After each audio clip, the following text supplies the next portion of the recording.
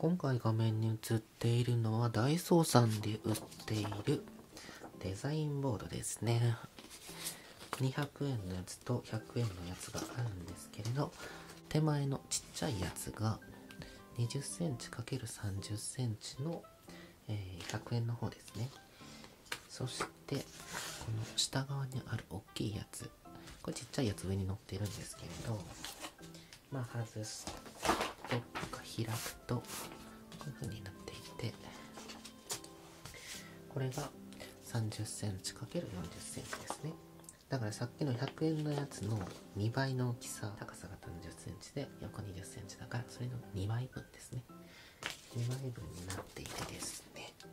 そしてこれ今ここの左側に映ってるのが蝶つがいですね。蝶つがいがエコー商事株式会社さんから発売されている、こちらはね、セリアさんで売ってますね。4つ入りでネジが16か17、予備のやつが1本あるかっていうところで、4つですね。4つあっ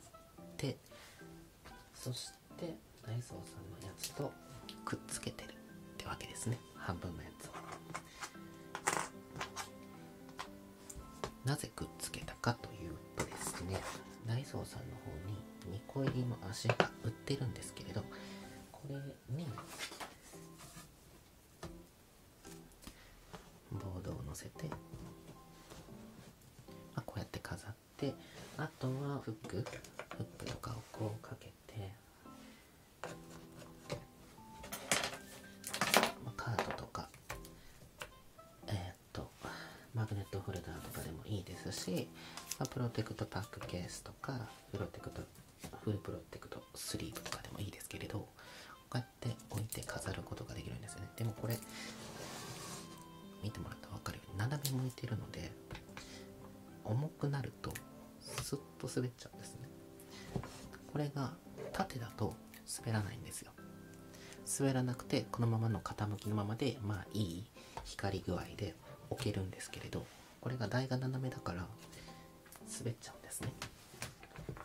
この今新しいフックより昔のフックの方が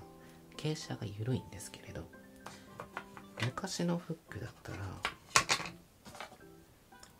これ両方ダイソーさんで売ってたんですけどね、昔のフックだったら傾斜が緩いので置いてもあんまり滑らなかったんです。滑らなかったんだけれど、傾斜がちょっとね上向きになっちゃって、そのちょっと滑りやすくなっちゃったっていうね。メーカーさんとか発売元と同じでも、何かの都合でちょっと変わっちゃったりとか、こっちの方がいいんじゃないかっていうことで改良されたり、たまたまそれがこのケースと合わなかったっていうのをね考えられるんだけど、だからできれば立てれたらいいよねっていうことで、こうしたらね90度になったり、120度ぐらいになったりで立位できるようになるので、ボードとボードをくっつけると、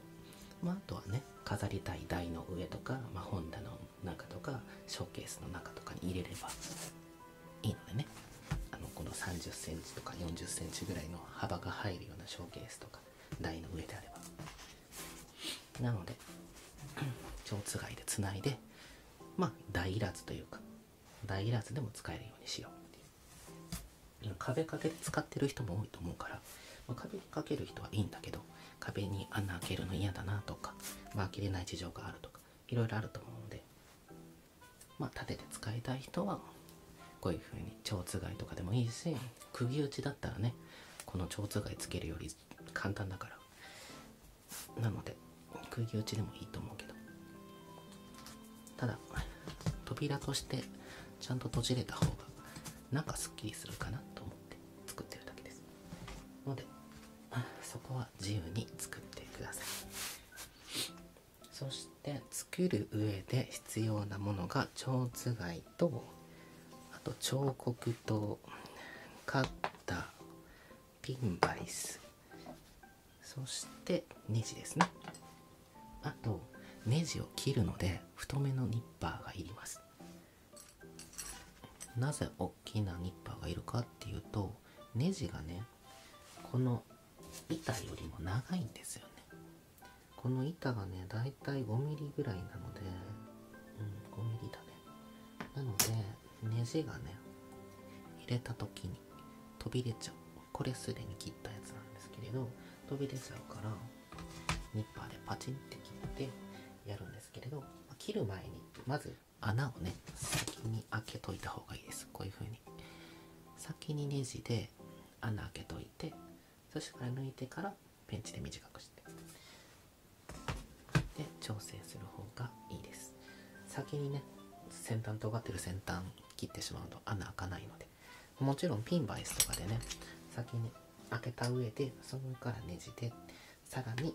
切って、その上に蝶つがいを置いて、その上からネジをかぶせていくっていう感じの、順序になりますね。そしてですね、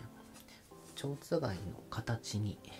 彫っていく、こういう風に彫っていくっていうね工程が必要ですけれど、めんどくさい場合はねもうそのままこうやって中央に置いてネジをつければ、一応使えるんですけれどね、こういうボコッとしてるのが嫌だなとか目立たせたくないなっていう場合はこうやって彫って入れるとあまり干渉しないというか、目立ちにくいです。だから蝶つがいの色とかも自分の好みに合わせて色を選んだ方がいいかなと思います。自分の場合は白だったら金色の方が合うかなとか、木の木目の色だったらそれも金色だったらちょっとボケて隠れるかな、目立たないかなと思って金色にしてますけれども、銀色とか他にももうちょっとちっちゃめのね黒がありますね。22っていうのはこの縦の長さですね。横は1.6 かな、この黄色のやつは横 1.8 の縦 2.5 です。なのでお好みに合わせてっていうとこですね。さっきのもセリアで売ってます。メーカーさんもエコー商事で同じですね。それでは早速ですね、彫ってつけていきたいんですけれど、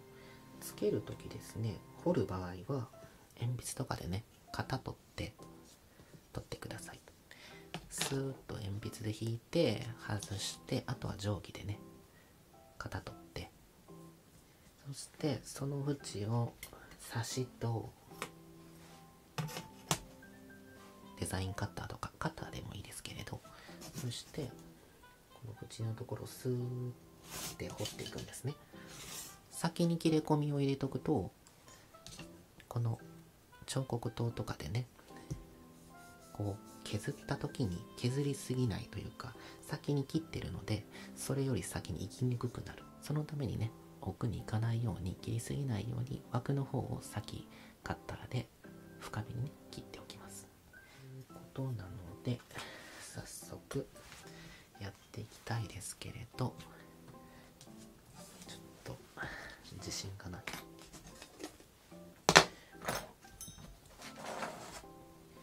カッター板を使いましょう。作業しちゃうと声止まっちゃうからね。いいんだけど、早送りにしたらいいだけだからね。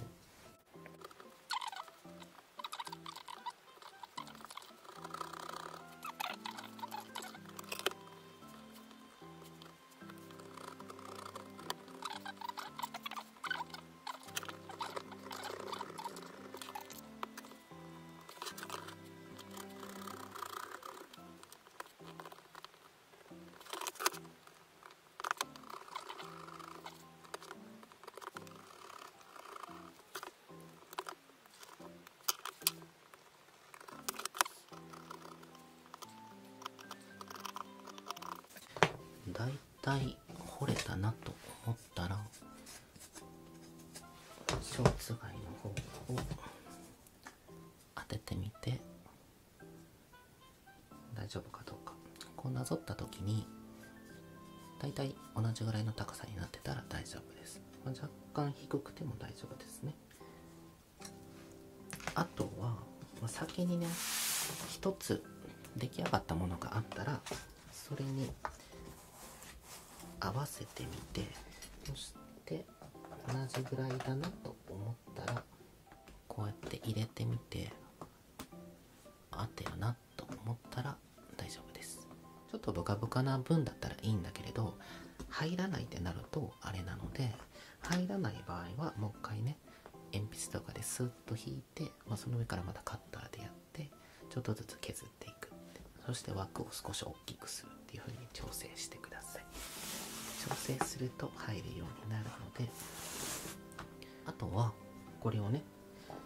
ネジ締めるだけなんですけれど、さっき言ったようにネジを使うとですね、貫通してしまうので、ネジを切っていくんですけれど、切る前にまず穴を開けます。押さえながらちゃんとぴったり2つ合わせて、ずれないようにして、そしてピンバイスとかキリですね。そして対角線上に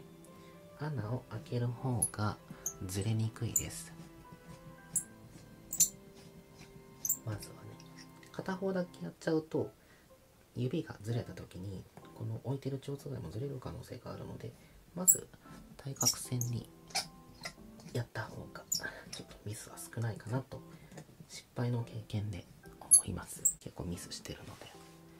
そこからこうした方がミス少ないかなと思ったものを今やってます。そして穴を開けたら、その次にネジですね。切ってないネジです。切る前のネジをドライバーを使って締めていくんですけれど、最後まで締めてしまうともちろん貫通してしまいますので、半分ぐらい、6分目ぐらいかな、貫通しないだろうなっていう程度に入れていきます。ネジも対角線上でやらないとずれてしまうとね、もう一回枠広げなきゃいけなくなったりとかするので、一度穴開いちゃうとね、そんな穴の位置変えるのって結構厄介なので、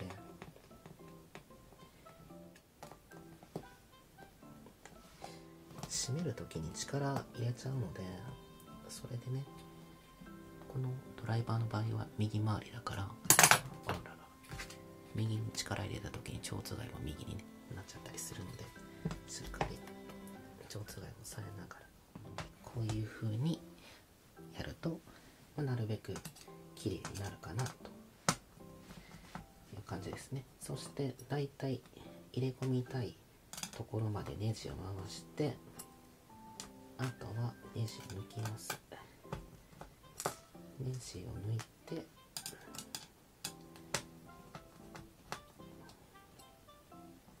ニッパーで切っていきます。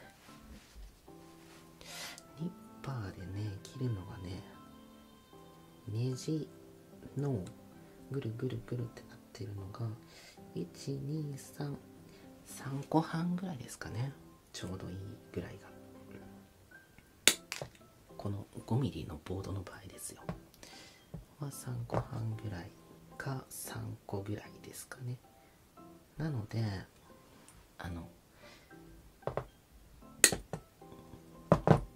もちろんね、その分短くなるので、ネジの止まり具合が、蝶番の止まり具合が若干心もとないので、木工用ボンドとかを蝶番の裏に流してですね、補強します。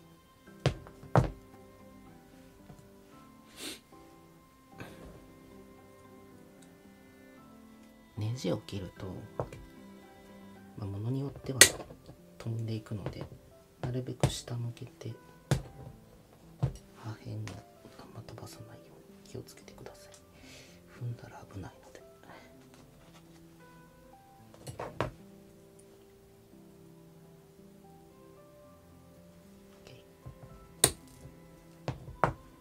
はい、そしてこれをこのさっき開けた穴に戻していくっていう工程をすればいいんですけれど、木工用ボンドですね。木工用ボンドを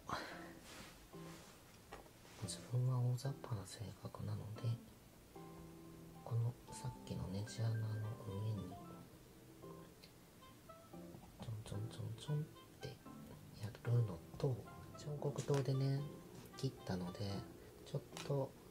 めくれてきたりっていうのがあるかもしれないので、それが気になる方は縁もちょっと補強した方がいいかもしれません。このはみ出たのはね手でこすれば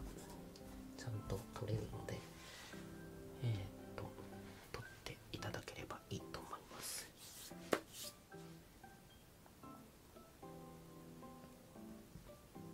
はい、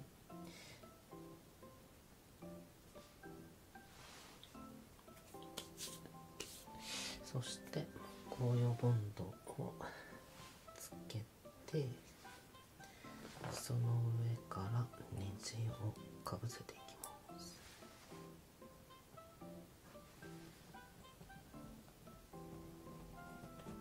このかぶせる時もさっきと同じで対角線上ですね。蝶番があまり外れてほしくないなっていう場合はちょっと気持ち重めの方がいいかもしれませんけど。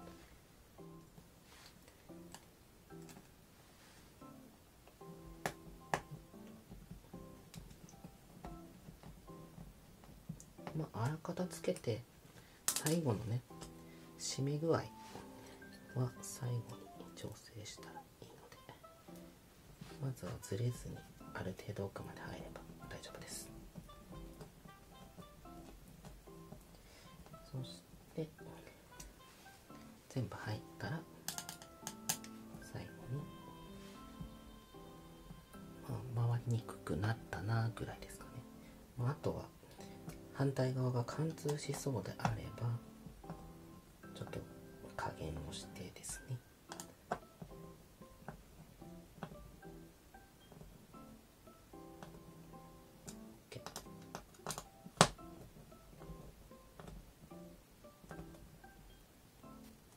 OK ですね。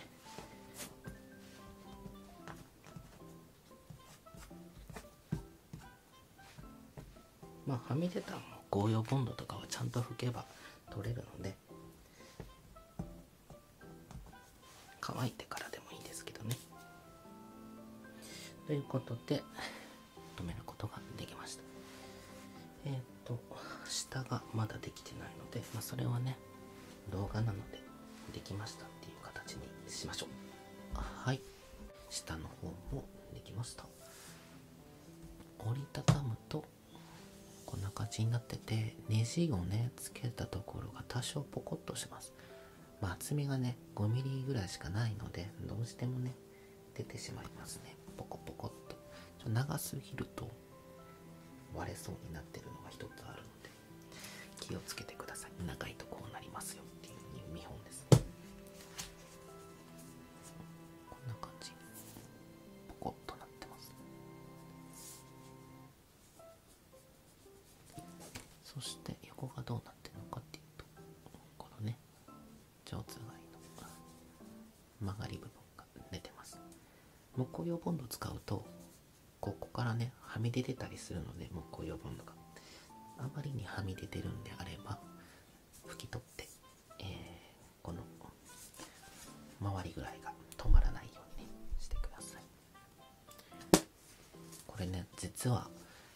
こっち側右側カットしてるんですね。ここ少しだけ 1mm、2mm ぐらいカットしました。この大きい方とちっちゃい方を合わせると 0.5mm ぐらい出るんですね。 0.5mm ぐらい出ちゃうので締まらなくなるんです。締まらなくなってしまうので 1mm ぐらいカットしてます。さっきの彫刻刀とかデザインカッターで何回もねやって切りましたけれど、閉じてもメリットはあまりないです。コンパクトにはなるんですけれど、閉じたところで見てもらったら分かるように反対側の穴にあんまりつながってないんですね。こっち側はちょっとつながってるんですけれど、こっち側全然つながってないです。穴の位置がね違うんです。全部その個体差でここの横幅の間隔とか縦幅の間隔は別のやつでも同じなんですけれど、ここの余白ですね、だいたい 2.3 ミリぐらいあるんですけれど、ここの余白が 2.1 ぐらいのやつとか 2.4 ぐらいのやつとか 2.2 ぐらいのやつとかでバラバラなんですね、上下のこの余白が。なので、穴の位置がねぴったり均等にはならないと、別の個体では。なのでその2つ合わせてちゃんと閉まるメリットがあまりないです。コンパクトにはなるのでしっかり閉めれた方がいいにはいいんですけれど、どうせね開けて使うのであまりこだわらなくていいと思います。こだわる人は切る時に怪我しないように気をつけながら切ってください。そういうのめんどくさいなっていう方は、ちゃんとは閉まらないけど重なっていいんであれば、それぐらいだったら気にならないよっていう人はね、そんなきっかりかっちりする必要ないので、こういう風に作っていただけたらいいかなと思います。こう使うとさっきのねスタンドがいらないというか、スタンド使えなくなりますよね。これスタンド斜め向きなので、こうなるとね反ってしまうのであまり使えないかなと思います。もちろんこうやって開けてこっちの端っこに1つ、反対側に1つ、真ん中に1つぐらい置くんであれば開けて飾ることもできますけれどね。壁にかける場合はね、こうやって蝶つがいでもいいですし、結束バンドって言ってね、プラスチックの紐みたいなやつがあって、それでつないでもいいし、普通の紐でもね通して結べば、つながるのでそれでもいいんですけれどね。ただこうやって90度にしたいとか、折り曲げたいとかいう場合は、蝶つがいの方が自由度が高いのでいいかと思います。ただね、注意書きに書かれてんですね。壁にかけないでくださいとかいろいろ書いてた気がするな。本品は室内専用です。壁にかけず立てかけて使用してくださいっていう感じでね書かれてるんですね。安全を期しながらね、いろんなものをかけたらいいかなと思います。自分の場合はね、このデザインボードを、トレカというか、推し活というかね、こういうケースに入れて、マグホとかフルプロテクトバックケースとかフルプロテクトスリーブとか、だいたいこの 30×40 にどれかどれぐらい飾れるかっていうと、ケースに入れると大きくなっちゃうので、ケースに入れた状態だとマグホ横4だね。隙間とか考えて4で、下のフルプロテクトバックケースとか、PSA 鑑定とかの長めのやつを置くんであれば、そうだね、それも横4ぐらいで8枚です。大きめのやつでね。縦だとどれぐらいかっていうと、そうだね、穴の位置があるからやっぱり少なくなるか、6ぐらいになっちゃうか。ここに一番下に、そうだね、溝というかこういうのがあるんですね。これもダイソー、セリアさんでも置いてますね。ウッドウォールバーっていう名前でダイソーにも置いてますし、セリアさんでも置いてます。ちょっと色が変わるけどね、なんだけれどこういうのがあるので、これもね30センチです。30センチなので、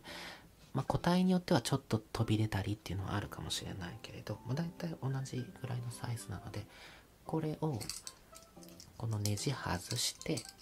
両面テープとか釘とかで下につけると、こうやってねケースをかけることができますので、そういう使い方をしてる人も多いと思うんだけど、これを下につけるんであれば、そうだね、ここが開くからここに引っ掛けて、ちょっと上はみ出るかもしれないけれど、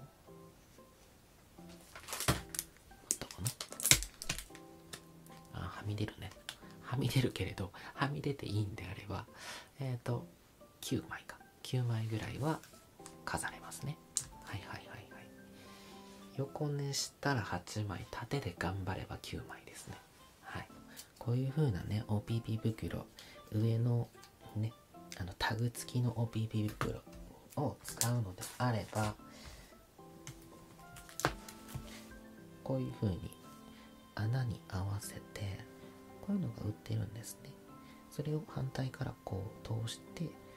うやって留めると、こういう風に飾ることもできます。できるので、最近ダイソーさんでこれ見ないんですけどね、こういうのね、見かけたらね、こういう飾り方もあるので、これで留めて、角度をつけたいのであれば、こう置いた時に下に来るところにやれば、こうやって角度をつけれるので、そしてこの角度をつけたところにまた新しくつけるっていうね、こうつけていくっていうのができるので、だいたいこの飾り方も縦であれば9枚いけますね。9枚なので、EV の進化系すべてとかね、新しい新作で EV の進化系増えるかもしれないけれど、こうやってはみ出していいのであれば12枚まで縦で飾ることができます。ですね、はみ出すんですけれど、穴がね11個あるんです。11個あるので、真ん中がね奇数なので、真ん中使わずに端っこ、次ここかな、そして真ん中開けてですね、そしてここの一番端で4枚飾れるので、はみ出していいのであれば12枚まで可能です。横の場合はどうなるかっていうと、このちっちゃいやつではわからないので、そうですね、3で綺麗に飾れますかね。5×2 で10枚ですかね。10枚いけますね。10枚綺麗に収まる感じです。このタグ付きの OPP を使うのであればですけどね、何に使ってるかっていうと、平行さんのクリスタルパック 7.5×10 ですね。7.5 センチの10センチ、75ミリの100ミリですね。のテープ付きのやつですね。テープ付きのやつを使ってます。平行さんなんですけれど、別に袋の王国とかでも売ってますね。袋の王国のCH とかかな。袋の王国ではね CH って言って、 C クリア、 H ヘッダー、これヘッダーって言って、この部分が透明です。 CH だと透明で H だと白です。私の場合はね両方使ってます。こちらが袋の王国さんで、こちらがクリスタルパック平行さんですね。 8.5×14、 こちらが 8×12 センチですね。この 8×12 っていうのは一般的なアルティメットガードとかのね小さめのマグホが入ります。さっき出してたこちらがねホビーベースさんの、UV マグネットカードフレームなんですけれど、こちら一回り大きいので、8.5×14 ですねを使ってます。別に14じゃなくてもいいんですけれど、この 8.5 で売られてるのがねだいたい14のやつを買っておくと PSA 鑑定とか、あとですねフルプロテクトスリーブ R を収納できるねフルプロテクトホルダーっていうのがあるんですけれど、そちらが 8.5×14 のやつでちょうどなので、PSA 鑑定とか、さっきのねホルダー R とかを使うのであれば 8.5×14 で収納可能だよっていう。一般的な小さめのマグホだったら 8×12 で大丈夫です。アルティメットガードとかね、ウルトラプロとか。ということで、このねヘッダー付きのやつでは横5の縦2で10枚飾れるかなっていう感じですね。そしてこのヘッダーがなしでフルプロテクトスリーブだけをねバーとかに引っ掛けてやるんだったら、頑張れば15いけるかな。はみ出していいんだったらね、上がはみ出していいんだったら15いけるかなっていう感じですかね。そしてこれ横つないでるので、その分、2枚4枚かな、上下で4枚ぐらいは増やせるかなっていう感じですよね。はみ出していいんだったら6枚増やせるかなっていう感じでしょうか。なのでどのケースに入れて飾るかっていうのによって入れれる枚数は違いますけれど、なのでね大体の目安として受け取ってくれたらいいと思います。自分のね推しキャラクターとか推しカードとか、もちろんキーホルダーとかでもいいですし、バッジとかでもね、さっきみたいなヘッダー付きのやつに入れればバッジも飾れるので、バッジでもいいですし、カードでもいいですし、キーホルダーでもいいですし、いろいろあると思うのでね、推し活じゃなくてもね、工具とか文房具とかもいけますよね。あとアクセサリーとかですかね、指輪とかネックレスとか、あとメガネとか、文房具で言えばセロテープとか、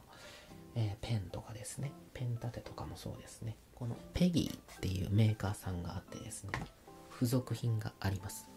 ので、これはね、おそらくペンとかホッチキスとかそういうのを収納するやつですね。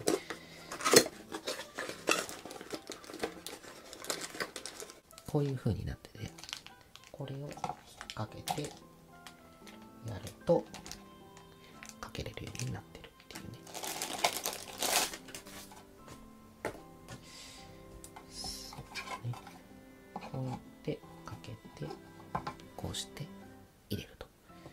いう風になってますんで、ペギーさんの方でもこういう風な角が丸くて黒いボードが売ってます。そして台がこういう風になってて、台の中にねスポンジみたいなのを入れるようにして、そして差し込むっていうね。もちろん横向きでもいいんだけれど、こういうのも販売されてるので、黒がいいなとか角が丸い方がいいなっていう場合はペギーさんのやつでもいいかもしれないですね。なのでそこはお好みでっていう感じなんですけれど、台がね垂直です。縦に入れれます。ダイソーさんの方は斜めになってるので、台の方がなので、そこはねまっすぐ立てたいよっていう人はこのペギーさんの方でもいいですし、斜めの方がいいよっていう場合はダイソーさんでもいいんですけれど、ボードのクオリティ自体はね、質感自体はペギーの方が上等です。コスト面を考えるのであれば100均の再生紙というかね、そういうので作られたボードの方がコスパはいいですし、こういう風にアレンジできます。蝶つがいとかを使ってね。なんですけれど、ペギーさんの方はね、さすがにこれを彫刻刀で彫るっていうのは無理かな無理っていうか、難しいので、さすがに厳しいかなっていうのもあるので、